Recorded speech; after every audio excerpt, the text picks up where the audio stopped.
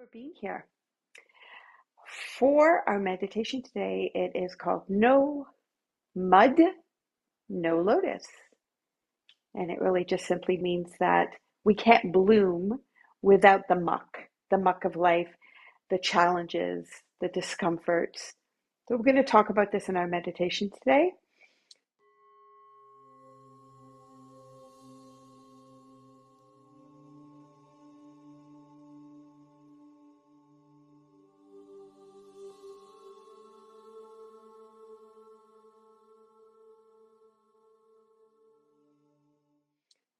First, we're going to plant ourselves into the muck.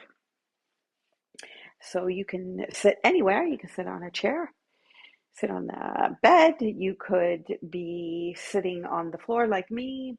I have a nice, squishy, soft meditation cushion. And we're just going to settle and soften in. Okay, so let's start with some breathing. And we're just going to take generous, full breath in through the nose. I'm going to hold the breath a moment. And then we're going to let it go slow through the mouth. So this was actually called the 3-4-5 breath. Okay, so we can count it, but don't worry so much about counting. If you find you have to adapt yours a little bit different, then do that. Okay, but I'll guide you a few of them, and then you just find your rhythm. So it's inhale, 2, 3, hold, 2, 3, 4, and then exhale, 2, 3, 4, 5. So slow down those exhales. Inhale, 2, 3. Hold, 2, 3, 4. Exhale, 2, 3, 4, 5. Inhale, 2, 3. Hold, 2, 3, 4. Exhale, 2, 3, 4, 5. And continue. Inhale is the shortest. Holding could be a little bit longer. And exhaling, definitely make it longer. And just continue on your own for another, let's just say even a minute or two between.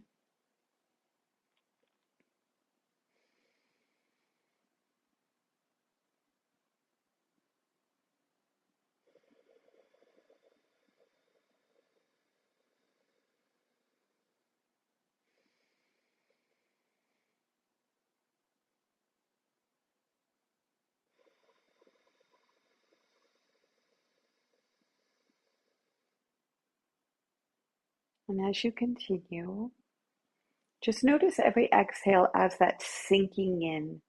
It's a letting go, but feel the body sinking in as if you're sinking in to the mud, the muck, the grounding.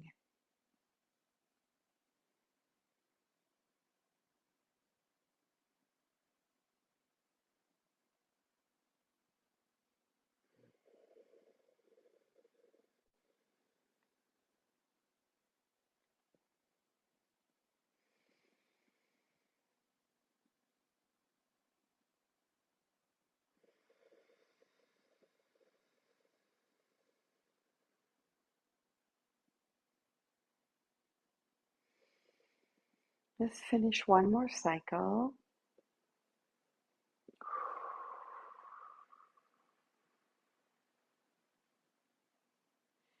And just let your breath be whatever it needs to be. And if you need to take a yawn like me, go ahead.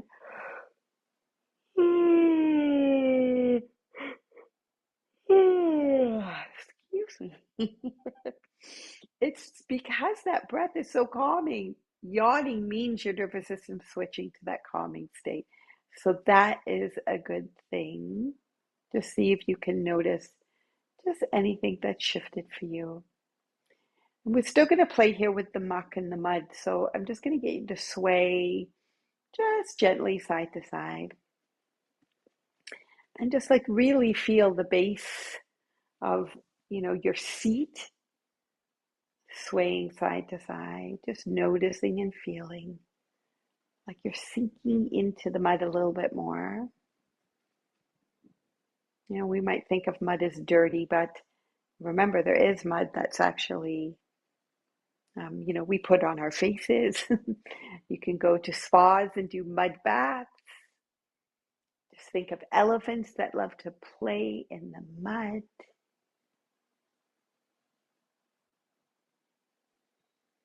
Good. And just start to move less and less. Just make the movement smaller and smaller. You're still moving, but it's gentler and gentler. And you're still moving, but maybe you can barely even notice the movement. It's very small. It's very close to the center, but it's still, and then all of a sudden just kind of topples right into landing into stillness. And feel the stillness. Become aware of the base of your spine, rooting down into the earth.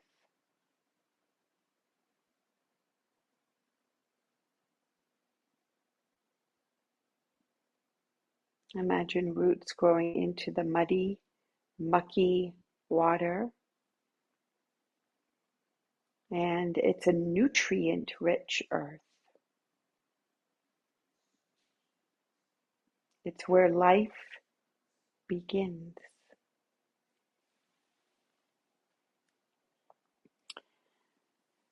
So the lotus doesn't grow in clean water. Its roots anchor deep into muddy sediment, drawing nutrients like nitrogen and phosphorus. So what might actually appear messy to us is actually what nourishes the flower. So just invite you to consider here, just a little reflection. What is the mud in your life today? What's mucky?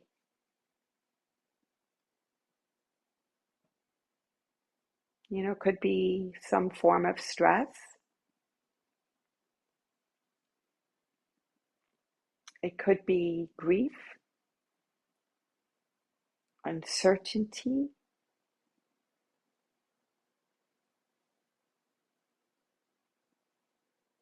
It could be fear, like a struggle right now or a challenge that is going on in your life.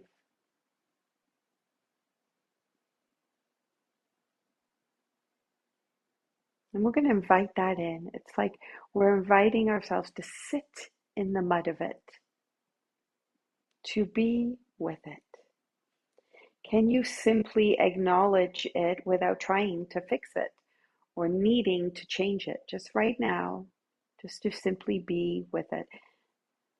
This is the first step, but it's not an easy step.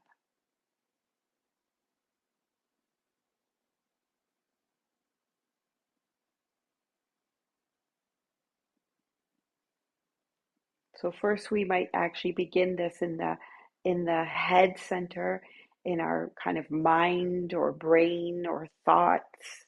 We think about something that's going on, but I want you to really get into the somatics of it, which means to feel it. Where in your body does it land? Where do you notice it? Is it tense shoulders? Is it a tight stomach? Is it a kind of shut down heart? Is it achy anywhere? Is it sharp? Find the quality, discover that internally, somatically.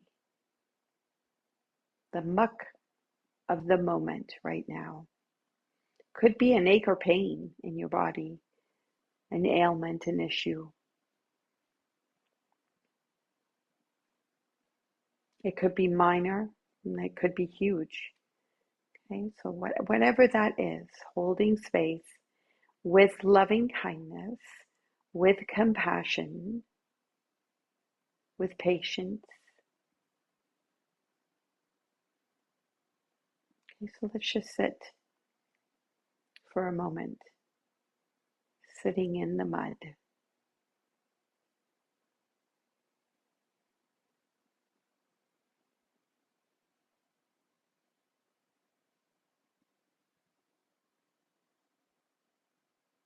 Just watching the breath come and go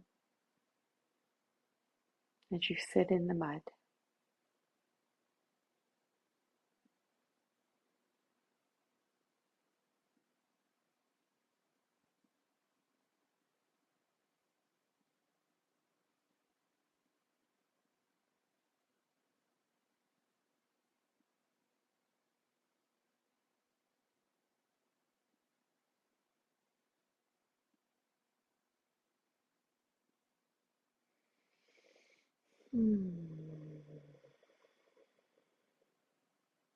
Let's take a deep breath and just make any sounding exhale that you like.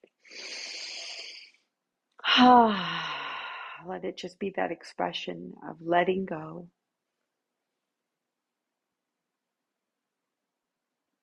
And we're not letting go of the mud just yet because we still need the mud as the nourishment. But then now we're going to move to just a place where we can rise. We can start to feel an energy of rising up out of the mud. So just imagine now the lotus stem growing upward, moving slowly through the cloudy water. And it wants to actually reach the sun. And something very interesting about a lotus flower is that it may grow several feet before it reaches the surface. And it doesn't bloom underwater. It doesn't even bloom on top of the water. It blooms, it comes up out of the water. It patiently grows until it reaches higher and then opens to the sunlight.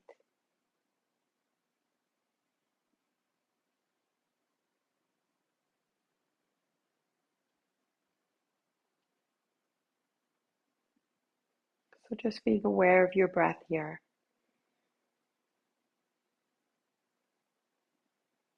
Just acknowledging that growth often happens where we cannot yet see it.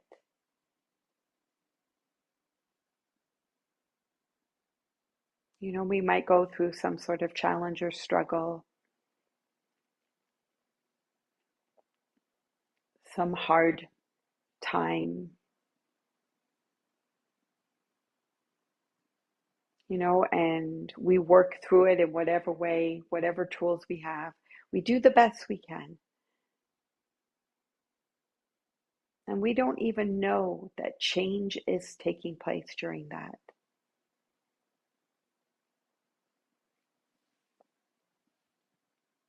If we are growing up out of the mud, change is happening. I mean, I suppose some people just stay in the mud for their whole life. But as yogis, the goal is to blossom. It is to bloom. It is to open our heart center.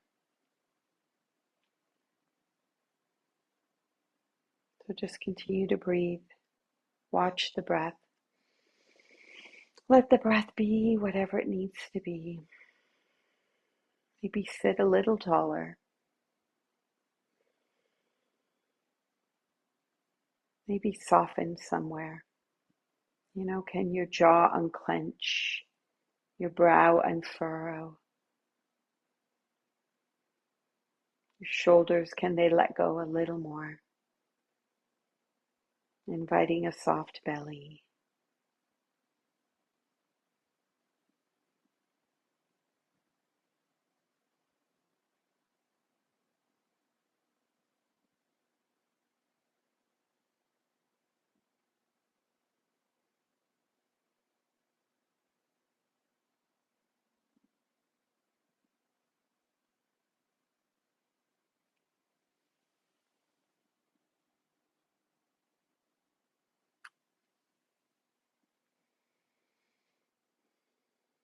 And this is the whole point of meditation. It teaches us to sit with life as it is in this moment, to sit with ourselves as we are at this moment, without needing to fix it, to move from it, but just to be more present, more tuned in. This is the only way you heal. It's to come from a place of a regulated nervous system where you feel calm, you feel safe, safe to be here right now at this moment.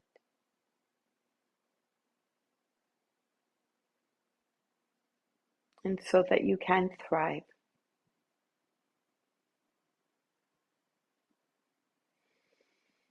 So as we move now into our blooming lotus,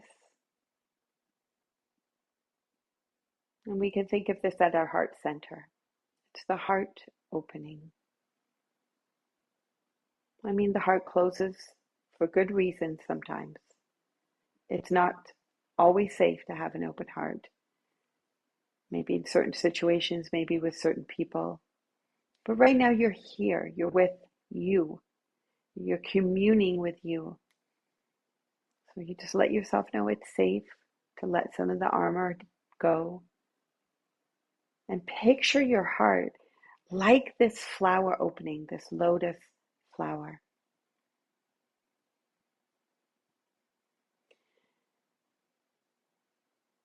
And the lotus flower is used often in Eastern traditions, especially in Buddhism, and it's symbolic of compassion, of wisdom, resilience, a sense of awakening. And what are we awakening to? We're awakening to our true self, our capital T true self.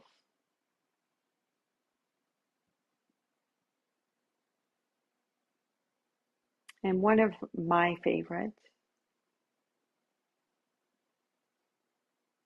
symbols of the lotus flower is purity, because my name, Ninka, translates, has a meaning to purity. But in the flower, it's not pure because it's never touched the mud, but because it's not defined by the mud.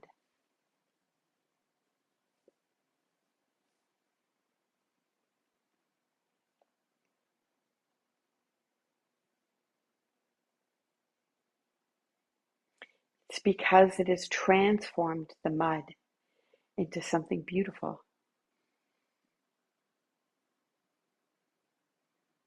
You know, this is what happens when we can overcome something, or we can have a moment. Maybe sometimes it's just a moment. We can be in acceptance. Acceptance is the gateway to peace. You know, when we don't feel at peace, we fight against what is. It causes suffering. There's already enough suffering within ourselves, within the world. So it seems like an intelligent thing to do, to work towards not adding more suffering.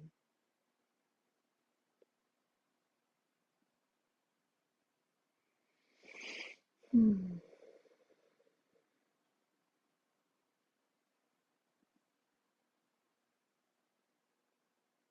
And come back to the breath again. The breath is the anchor. The breath that is there in the mud, in the growth, in the blooming.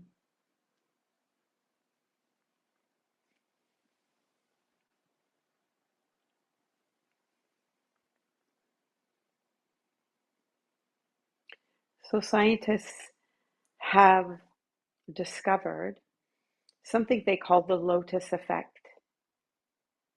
And it's the surface of the lotus leaves cause the water to bead up and roll away. So as the water rolls off, it carries dirt with it. The leaf remains remarkably clean, not because dirt never landed on it, but because it doesn't cling to the lotus. So this is why it's called. It symbolizes purity.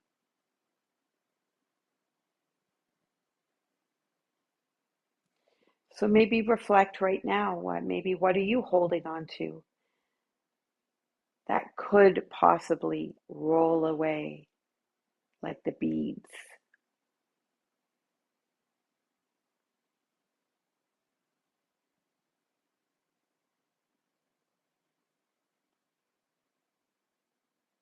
What could you let go of, even a tiny bit? And a great place to start this is with you just right now. Where could you let go just a little bit more in your body? Just soften somewhere. Let the breath guide you, always if you just feel like taking that deeper breath and let it go. Let the beads roll away. Let it carry some of the muck. And we're never looking to get, especially if we're going through something really challenging. It's not like, oh, I want it all gone, poof. That's not the goal. It's just little bit, baby steps. Can you let go of a tiny bit in this moment? Because something shifts when you do that.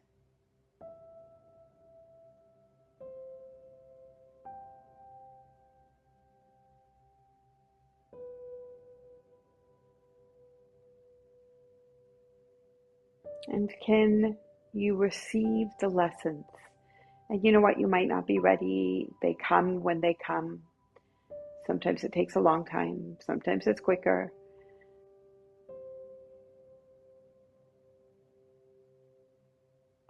But release the suffering upon the suffering. We don't have to add more suffering. This is like when we do something, that we kind of mess up or whatever. We make a mistake, whatever it be, could be minor, could be detrimental. But then we add more suffering and we beat ourselves up for it. So that's the suffering we want to let go of. We don't need to add any more dirt on the lotus. And plus the lotus, it just rolls off. So this is good. We're practicing being a lotus here.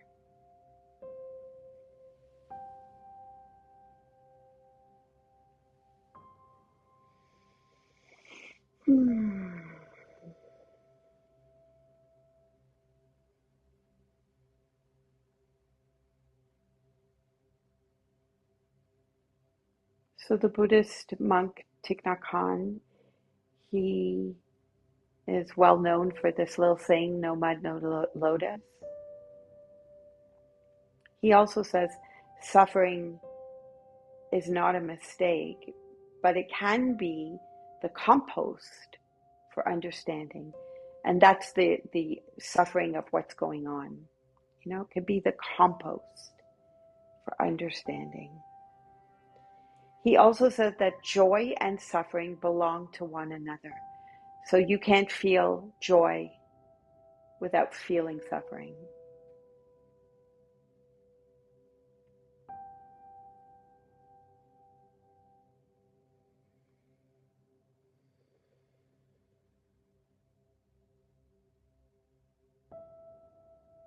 So just continue, just for a moment longer, to sit in the mud while you grow and you bloom. They can all happen simultaneously. It doesn't have to be one or the other. Notice your breath.